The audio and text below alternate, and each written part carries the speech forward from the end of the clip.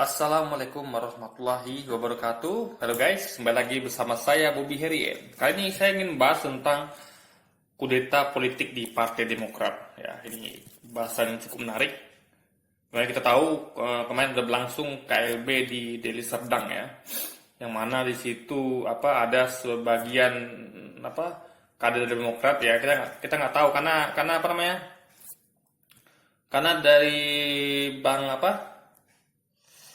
Bang Jansen sendiri ya, Bang Jansen Sindaon itu dia tidak menurut dia itu syarat dari terpenuhinya KLB itu dari tiga syarat satu pun tidak terpenuhi itu, dari keterwakilan DPC, keterwakilan DPD dan juga dari izin dari majelis tinggi itu tidak terpenuhi. Jadi itu bisa disebut dengan KLB abal-abal dan saya setuju itu karena KLB yang legal ya itu yang bukan abal-abal.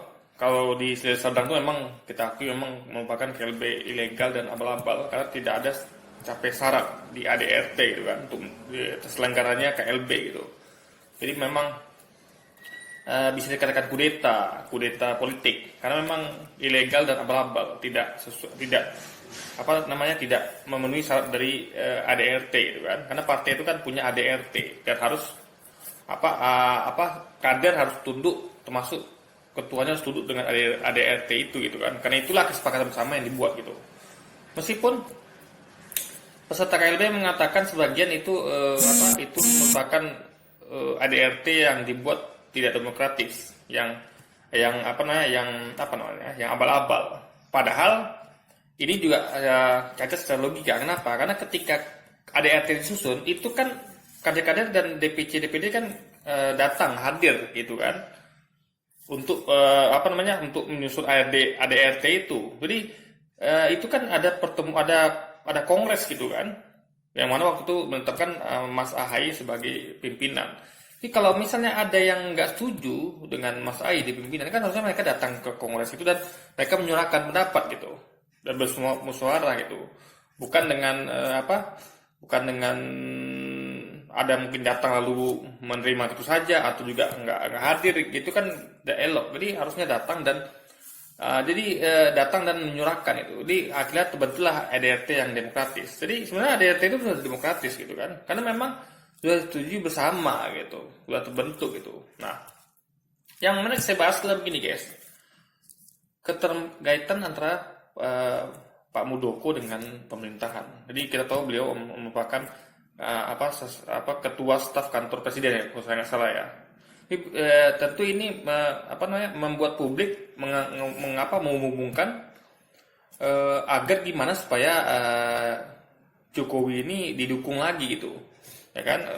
Agar Demokrat mengambil semua partai agar bisa gabung pemerintah. Kita tahu permainan ini sudah kita lihat guys, di mana kemarin waktu mengajak orang-orang yang di luar itu ya, kayak Pak Prabowo gitu kan, ngajak Gerindra, ngajak Mas Sandi untuk masuk ke pemerintahan ya, lalu kayak adanya upaya untuk ngobok-ngobok partai berkarya. Kita tahu ini semua kan oposisi awalnya. Pak Prabowo oposisi, Mas Sandi oposisi gitu kan, berkarya oposisi, PAN oposisi, Gerindra oposisi, Demokrat oposisi juga kan. Dan juga mereka jadi semua ini oposisi. Jadi gimana ditarik supaya mereka ini bisa mendukung pemerintahan. Dan sebagian berhasil, seperti Pak Prabowo itu berhasil ditarik ke pemerintahan, Mas Sandi juga gitu kan, Gerindra juga gitu. PAN itu udah hampir lah ya kan, karena kan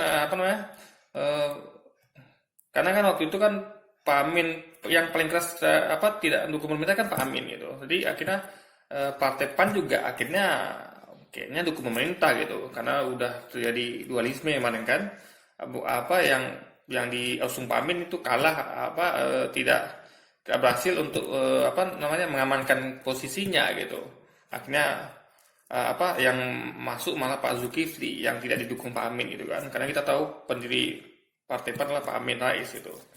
Jadi usaha-usaha ini sudah nampak guys. Juga sebelum itu kan bagaimana P3 juga kan sebelum Pilpres itu di obok-obok. Jadi partai-partai ini memang berusaha diobok-obok untuk sepertinya untuk agar dukungan pemerintah itu kuat, guys, sehingga pemerintahnya sulit digoyang gitu. Nah, di situ. Nah, kalau jadi kita lihat ya sikap saya terus terang, saya kalau lihat Pak Muldoko saya kurang respect, guys. Ini berbeda dengan karena saya baru tahu ternyata Pak Gatot juga ditawari, Pak Gatot Nurmantio gitu kan. Jadi beliau ini menunjukkan sikap. Jadi memang kita ketahui bahwa Pak Gatot ini memang nggak apa namanya, tidak orang yang harus ke jabatan gitu. Nah, jadi kita lihat bagaimana dia tertarik gitu. Dia tertarik gitu. Katanya kan wah, siapa waktu diwawancara salah satu channel gitu kan. Jadi dia mengatakan siapa sih tidak tertarik untuk memimpin Demokrat gitu kan, partai besar gitu kan. Yang termasuk partai besar lah gitu. Yang kuat suaranya gitu kan, yang kuat di parlemen juga. Jadi dia tarik, tapi dia menanyakan ini bagaimana gitu kan mekanismenya. Lalu dia tahu ternyata mendongkel AHY. Nah, dia tahu itu, dia paham, dan itu dia merasa itu tidak elok gitu, ya kan. Apalagi dia dengan Pak SBY sama-sama seorang TNI, ya kan. Purnawirawan dengan Mas AHY juga gitu. Pak Muldoko juga begitu. Tapi Pak Gatot mengambil sifat beda dengan Pak Muldoko. Pak Gatot tuh tahu etika, tahu sopan santun, tahu norma, tahu akhlak ya. Jadi dia nolak itu. Kalau harus mendongkal Pak AHY ya, apalagi nih ngomong-ngobok yang udah dipimpin Pak SBY dan sebelumnya juga dia tidak mau. Tapi Pak Muldoko mau. Akhirnya kan memang bersitegang kan. Akhirnya dari masalah selek dengan Pak SBY gitu. Jadi seharusnya Pak Muldoko menghindari itu. Pertama, dia posisinya sebagai kepala staf kantor kepresidenan gitu kan. Jadi itu menimbulkan kecurigaan publik. Kedua, dia sama TNI dengan Pak SBY. Seharusnya dia menghormati Pak SBY gitu kan. Jadi dia seharusnya menolak itu gitu. Apalagi dia bukan kader Partai Demokrat gitu, ya kan. Nah, jadi ini berbanding dengan sikap ini berbanding dengan Bung Fahri Hamzah gitu. Beliau itu ketika di PKS ya, ketika beliau lihat ide-ide itu tidak bisa diaplikasikan di PKS. Karena kita tahu PKS memang betul-betul partainya umat gitu kan. Jadi memang betul-betul strict ya syariatnya gitu kan. Betul-betul ada dewan suronya. Jadi betul-betul tidak bisa udah fix lah gitu. Ideologisnya gitu. Nah, jadi untuk berubah itu agak susah guys, karena pakemnya udah jelas gitu, yaitu keumatan gitu kan. Nah, Bung Fahri Hamzah kan ingin sedikit memodifikasinya gitu, tapi kan tidak bisa gitu. Akhirnya apa yang terjadi? Dia tidak kudeta guys. Padahal dia orang partai PKS loh, dan dia punya posisi kuat gitu. Tapi dia memilih untuk membuat partai baru, yaitu Partai Gelora. Jadi memang kita bisa lihat mana lebih baik antara Pak Muldoko dengan Bung Fahri Hamzah, antara Pak Muldoko dengan Pak Gatot Nurmantio. Jadi kita bisa tahu gitu, sosok mana yang layak kita jadikan panutan gitu kan. Jadi di sini saya menilai Bung Fahri Hamzah itu lebih baik daripada Pak Muldoko, dan Pak Gatot Nurmantio juga lebih baik daripada Pak Muldoko gitu. Jadi secara akhlak, secara etika, secara elegansi gitu kan. Jadi Pak Fahri Hamzah memilih untuk mendirikan partai baru, yaitu Partai Gelora gitu kan. Jadi intinya adalah kalau saya di Pak Muldoko, saya akan melakukan seperti yang Pak Gatot lakukan. Plus digabung dengan dilakukan oleh Pak Fahri Hamzah. Saya akan menolak, maaf ya, karena saya adalah seorang purnawirawan. Jadi Pak SBY adalah kami adalah sesama TNI gitu kan. Saya nggak mau nanti ribut atau mengganggu atau mengganggu perasaan dari Pak SBY juga Mas AHY gitu ya. Apalagi Mas AHY terpilih sebagai yang sah di Kongres ya, ADRT-nya jelas gitu. Saya tidak mau, saya akan memilih jalan seperti Pak Gatot. Dan kalau saya memang mau bikin partai juga, saya akan ajak kader-kader tadi yang tidak puas itu, ayo kita bikin partai baru gitu, kayak Bung Fahri Hamzah. Kita bikin partai misalnya partai partai apa kayak gitu kan. Yang penting bikin partai baru kayak Bung Fahri Hamzah. Itu baru elegan guys. Itu baru namanya top gitu. Tapi sayangnya tidak, Pak Muldoko memilih jalan seperti itu. Jalan yang bertolak belakang dengan dilakukan Pak Gatot dan dilakukan Bung Fahri Hamzah. Jadi sekali ini saya acuin jempol untuk Bung Fahri Hamzah dan dan Pak Gatot Nurmantio.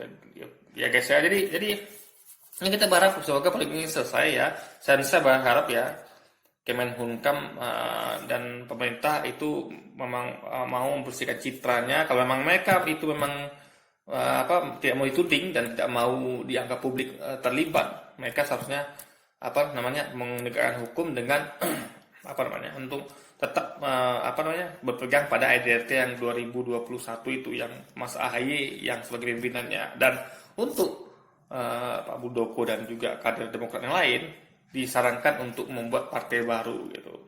Jadi di sini ini adalah win-win solution ya. Jadi kubu Mas AHY dan kubu SBY senang gitu kan, happy, dan kubu Pak Muldoko dan juga kader Demokrat yang merasa tidak puas juga happy gitu.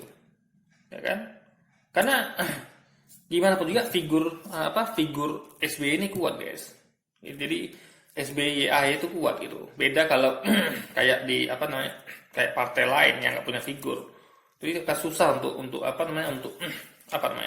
meskipun di bawah kader bekerja keras ya. Jangan lupa Demokrat maju itu karena SBY sama SBY juga, bukan nggak cukup hanya kerja keras dari para kader. Jadi dimanapun kader partai itu memang bekerja keras gitu. Tapi gimana pun juga kerja keras kader partai itu tidak ada apa-apanya tanpa adanya sosok dari SBY dan AHY ini, guys. Gitu ya. Jadi jangan pernah sombong sebagai kader itu, oh kami sudah kerja keras gitu kan. Ya kerja keras sana itu tidak ada apa-apanya kalau tidak ada sosok gitu. Kayak apa lah contoh. Kayak misalnya kayak apa ya?